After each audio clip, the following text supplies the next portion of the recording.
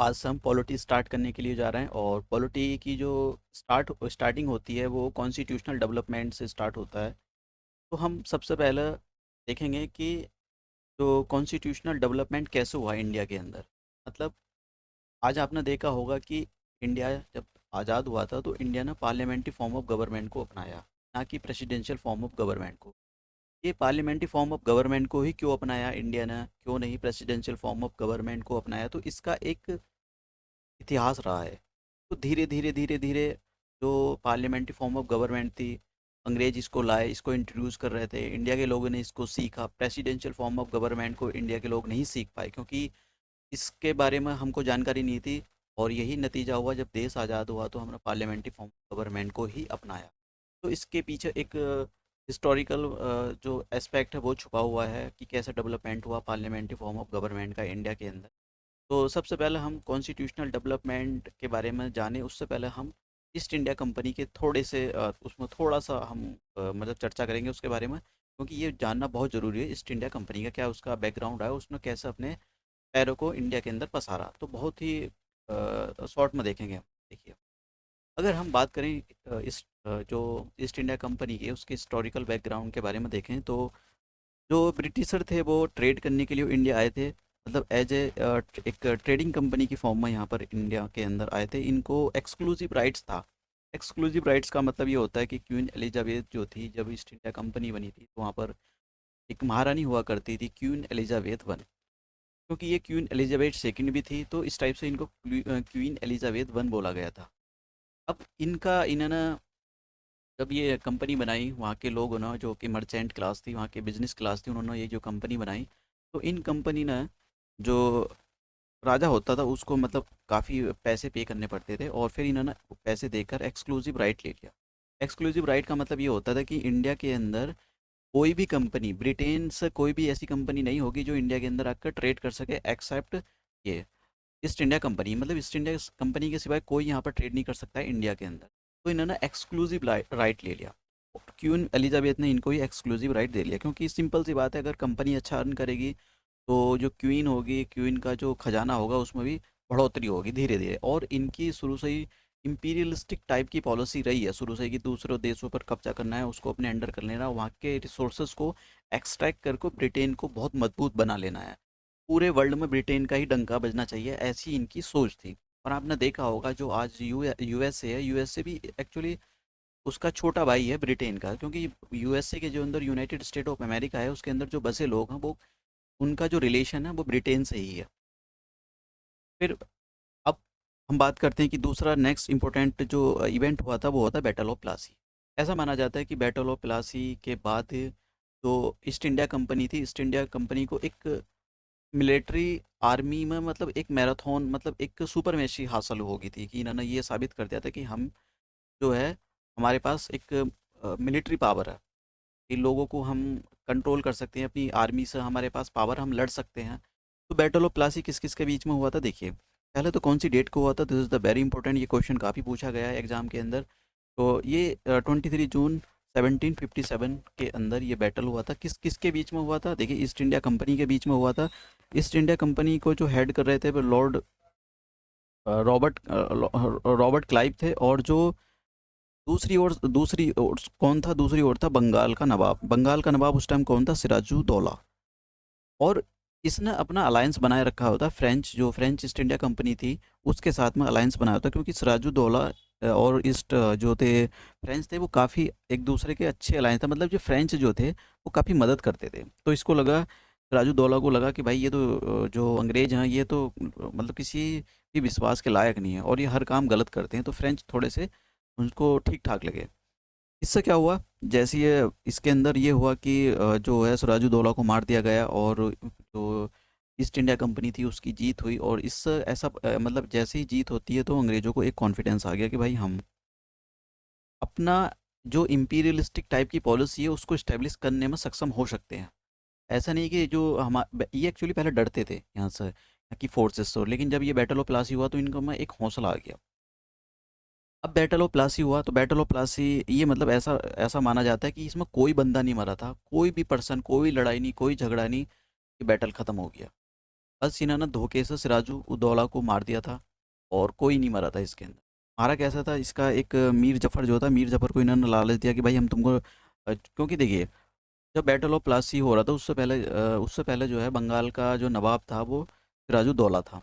अब इन्होंने क्या काम करा, इन्होंने मीर जफर से बात करी अंग्रेज़ों ने कि भाई हम तुमको बंगाल का नवाब बना देंगे और आपको करना ये है कि सिराजुद्दौला को मरवाना है। तो इसने काफ़ी, मीर जफर ने अंग्रेज़ों का साथ दिया, ईस्ट इंडिया कंपनी का साथ दिया और सिराजुद्दौला को मरवा दिया बैटल ऑफ प्लासी के अंदर। फिर उसके बाद मीर जफर को बंगाल का नवाब बना दिया गया और मीर जफ़र से ये भी बोला गया कि जब ये वॉर हुआ था तो मीर ये काफ़ी अंग्रेज़ बहुत तेज़ थे, तो मीर जफ़र से इन्होंने बोला भाई आपको देखो बंगाल ने हमारे साथ जो है एक वॉर किया है, तो एज़ ए कंपनसेशन देना पड़ेगा भाई बंगाल को।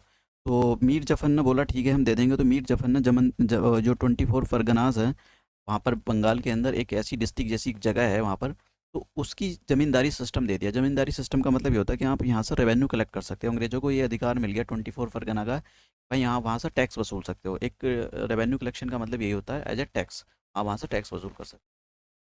फिर उसके बाद में मीर जफ़र धीरे धीरे अपना जो शासन चला रहा था। मीर जफ़र के बाद मीर जफ़र काफ़ी परेशान हो गया जब ये अपने एक्चुअली हो क्या रहा था, जो ईस्ट इंडिया कंपनी है काफ़ी इंटरफियर कर रही थी मीर जफ़र के इंटरनल अफेयर में कि भाई आपने ऐसे नहीं काम करना, आपको ऐसे करना है। तो मीर जफ़र काफ़ी परेशान हो गया। तो मीर जफ़र से परेशान होकर अंग्रेज़ भी परेशान हो गए थे मीर जफ़र से। तो मीर जफ़र को हटा दिया अंग्रेज़ों ने। अंग्रेज़ों ने कहा इसको हटाओ यार, ये काम करिए किसी भी। मीर जफ़र को हटाकर मीर कासिम को बनाया गया। मीर कासिम के साथ भी इन्होंने सेम ट्रीटी की, भाई हम तुमको मीर कासिम से बोला कि भाई हम तुमको जो है बंगाल का नवाब बना देंगे और तुमको जो है हमारे साथ ऐसे ऐसे ये मतलब हमारा कहा मानना पड़ेगा, हमारे मतलब जो हम बोलेंगे वही करना पड़ेगा। कुछ टाइम के बाद मीर कासिम भी बहुत परेशान हो गया। मीर कासिम इतना परेशान हो गया, वैसे ये चालाक था। मीर कासिम मीर जफर से ज़्यादा चालाक था। इसने सबसे पहले तो अपनी कैपिटल बंगाल से शिफ्ट कर दी बिहार के अंदर।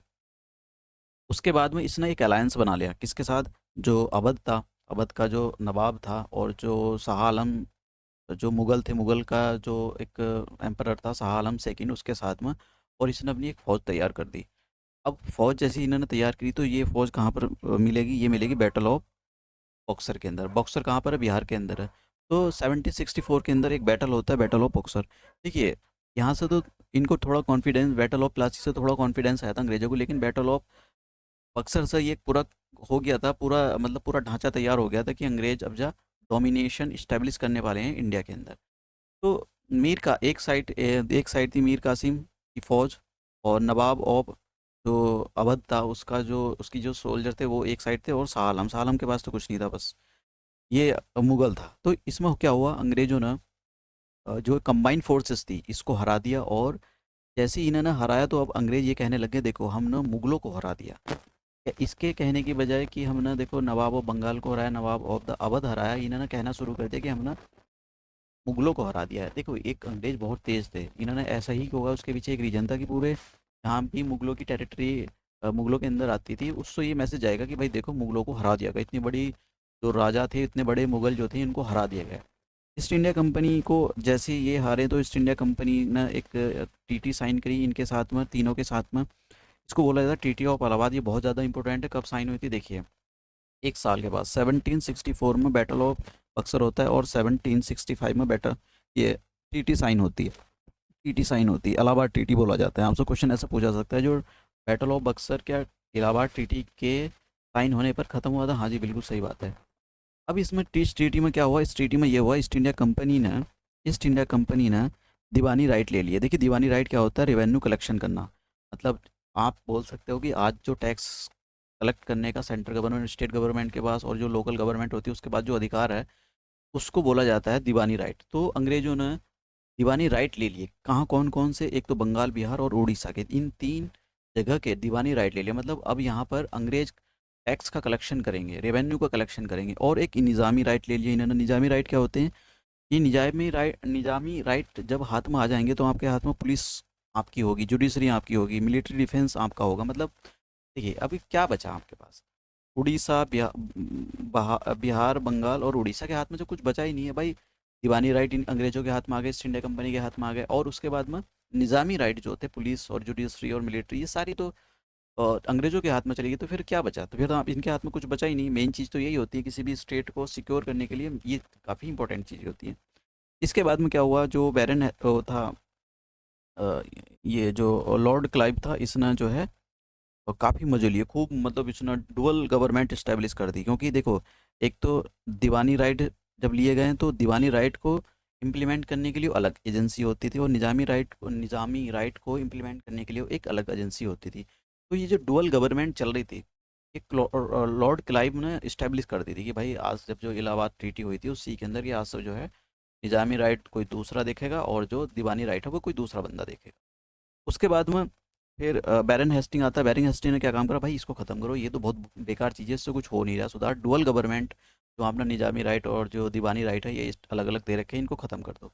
तो बैरन हेस्टिंग ने ये सब कुछ ख़त्म कर दिया। अब देखते हैं, अब ये जब इतने बड़े इवेंट, मतलब इतनी बड़ी घटनाएं हो रही थी इंडिया के अंदर, तो इंग्लैंड के अंदर जो बैठा क्राउन था वो चुप थोड़ी बैठेगा। भाई उसकी जो इंपीरियलिस्टिक टाइप की आदत थी कि देशों को गुलाम बनाना, वो थोड़ी जाएगी उसकी। तो वो तो ऐसे ऐसी चीज़ों को ऑब्जर्व ही करता रहता है। तो उसने क्या काम किया, उसने ईस्ट इंडिया कंपनी की जब ये सारी हरकतें देखी तो उन्होंने एक्ट पास करने शुरू करे। अब देखिए, हम यहाँ पर दो टाइप के कॉन्स्टिट्यूशन डेवलपमेंट देखेंगे। एक तो देखेंगे जब तक हमारे पास 1857 का रिवॉल्ट होता है, तो उसके बाद में 1858 के बाद जो पावर है वो क्राउन को शिफ्ट हो जाती है। उससे पहले जो बिफोर 58 से पहले जो है पावर जो है किसके हाथ में रहती है, पावर रहती है ईस्ट इंडिया कंपनी के हाथ में रहती है। तो वहाँ उसके जो सोल्जर थे उनके हाथ में रहती है, उसके जो एम्प्लॉयज़ थे उसके हाथ में रहती है। उसके बाद में पावर ब्रिटिश जो क्राउन था उसके हाथ में शिफ्ट हो जाती है।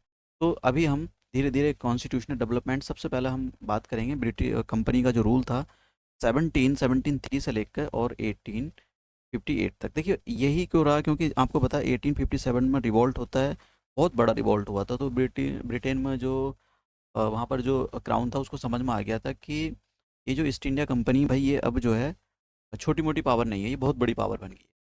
तो अब इन्होंने सबसे पहले जो ब्रिटेन में बैठा क्राउन था उसने सबसे पहले ये रिकॉग्नाइज़ किया कि जो ईस्ट इंडिया कंपनी है ये अपने आप में कोई कमर्शियल बॉडी नहीं रहेगी, ये कोई एक ट्रेडिंग कंपनी नहीं रहेगी, ये बहुत बड़ी कंपनी बन गई, पॉलिटिकल फंक्शन भी संभालने लग गई इंडिया के अंदर। जैसे कि यहाँ पर इंडिया के अंदर जो बंगाल बिहार उड़ीसा वहाँ के जो राजा थे और उनके इंटरनल अफेयर में इंटरफेयर करने लग गई थी। तो इसलिए इस बात को देखते हुए, इस सारी चीज़ों को देखते हुए वहाँ पर जो क्राउन था उसने डंडा चलवा दिया कि भाई अब जो ईस्ट इंडिया कंपनी को कंट्रोल करो। तो ये पहला जो सबसे पहले इन्होंने एक्ट लाया, रेगुलेटिंग एक्ट ऑफ 1773। तो 1773 जब एक्ट आया, 1773 जब एक्ट आया तो इन्होंने इस एक्ट के अंदर सबसे पहला एक्ट था इसमें ना, ये ब्रिटिश जो ईस्ट इंडिया कंपनी थी उसके फंक्शन को पहचाना कि भाई अब ये जो ब्रिटिश ईस्ट इंडिया कंपनी है ये एक कमर्शियल बॉडी नहीं रहेगी, ये एक पॉलिटिकल बॉडी बन गई है, ये पॉलिटिकल इंटरफेयर करने लग गई है। तो अब इसके क्या फ़ीचर थे, इंपॉर्टेंट फ़ीचर देखते हैं हम। देखिए इसने क्या काम किया, ये जो फ़ीचर था इसने ये कहना शुरू कर दिया, गवर्नर ऑफ द बंगाल, जो बंगाल का गवर्नर था उसको इन्होंने बोला कि भाई आज से बंगाल का जो गवर्नर है उसको हम डेजिग्नेशन देंगे governor general of the Bengal. ठीक है, गवर्नर जो बंगाल का था उसको इन्होंने बंगाल का गवर्नर अब नहीं बोलेंगे, ये अब ये बोलेंगे governor general of the Bengal.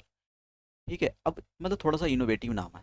और इसके लिए क्योंकि इसको थोड़ी पावर दी गई थी, governor general of the Bengal को थोड़ी पावर दी गई। अब पावर जब जैसी काम आता है तो आपको स्टाफ चाहिए होता है काम करने के लिए, तो और इनसे ये बोला गया है, तो देखिए ये बहुत इंपॉर्टेंट है ये, गवर्नर जनरल को 4 बंदों की एक council the, that is the executive council. इसमें 4 बंदे होते थे एग्जीक्यूटिव काउंसिल, और ये क्या काम करेंगे, ये गवर्नर जनरल को असिस्ट करेंगे। और ऐसा governor general of the Bengal कौन था पहला, जिस देखिए ऐसा ऐसा पूछा जा सकता है कि पहला first governor of the Bengal कौन था जिसको governor general of the Bengal बना दिया गया। तो वैरन हेस्टिंग ऐसा पहला आपने देखा भी था। वैरन हेस्टिंग जैसी आया तो वैरन हेस्टिंग में डुअल सिस्टम जो था इसको ख़त्म कर दिया था। अब मैंने अभी पीछे जब मैं बता रहा था यहाँ पर देखिए dual government in the Bengal in 1765 to 1772 Warren Hastings did away this dual government system. तो इसको ख़त्म कर दिया था। इसके बाद में रेगुलेटिंग एक्ट आता है, फिर इसी को जो है governor general of the Bengal बना दिया, क्योंकि अच्छा काम करेगा तभी तो इसको गवर्नर बनाएंगे, तभी तो इसको मतलब ये इतनी बड़ी रेस्पॉन्सिबिलिटी देंगे। अब इन्होंने क्या किया, बैरन हेस्टिंग को एक 4 बंदों की 4 पर्सन दे दिए गए, भाई आपको ये असिस्ट करेंगे। तो उस जो काउंसिल को बोला गया, जो 4 बंदों की काउंसिल थी उसको बोला गया ये एग्जीक्यूटिव काउंसिल हो। डिसीजन इसमें मेजोरिटी से लिए जाते हैं, क्योंकि 4 बंदों की थी और एक गवर्नर जनरल हो गया। ठीक है, governor general of the Bengal, तो 5 बंदे हो गए इसके अंदर, तो डिसीजन मेजोरिटी से लिया जाएगा।